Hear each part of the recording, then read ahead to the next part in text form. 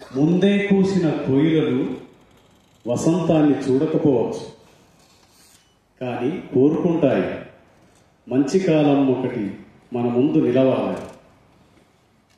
కాలం రంగు కూడా నల్లనిది కోయిల వరని. సెలియనేరు గూడి సెలిమెల్లు జల్లంగా తేటంగా ఊరింది తేనెల్ల ఊట. పాడింది కొమ్మల్ల కోయిళ్ళ పాట, పాట విన్న కొమ్మ సిగురులేసింది. సిగురు మావి కొమ్మ సిగపూలు పెట్టింది, గడుసు గండు తుమ్మెద రాక కోసం. కొమ్మల చేతుల నిండా ఆకుపచ్చ సీతాకోక చిలుకలు వాలినట్టు నిలుచున్నది మా ఊరి దారి పక్కన దేవగన్నేరు చెట్టు.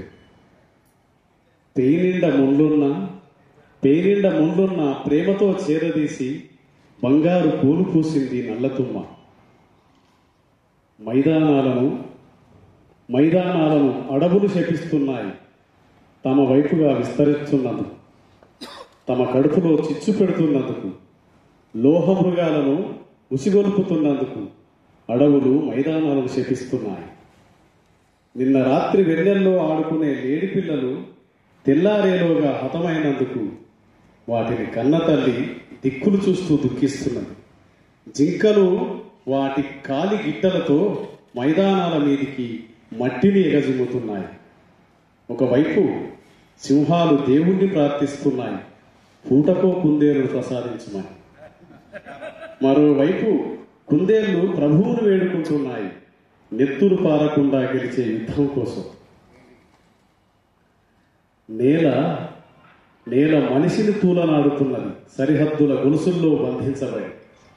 మనిషిప్పుడు శాపగ్రస్తుడు, నేల తల్లికి రుణగ్రస్తుడు, గుర్తు తెలియని ఒక మాయా రోగగ్రస్తుడు. ఈ నీడన ఏ అమరుల రక్తం ఇంకిపోయేలో ఎరుపెక్కి పూసింది మోదుగు చెట్టు. లోకుల అజ్ఞానాన్ని చూసి వేవేల ఆకుపచ్చ నాలుకలతో జ్ఞానోపదేశం ఇస్తున్నది రావి చెట్టు. పాడు కోయిల పాడు తీయగా, కొన్ని పూలు చేదుగా ఉంటాయి, కొన్ని పాటలు ఘాటుగా ఉంటాయి. పాడు కోయిల పాడు, ఈ కోకిలలెప్పుడు కాకుల గూట్లోనే జన్మిస్తాయి. ఈ కోకిలలెప్పుడు కాకుల గూట్లోనే జన్మిస్తాయి.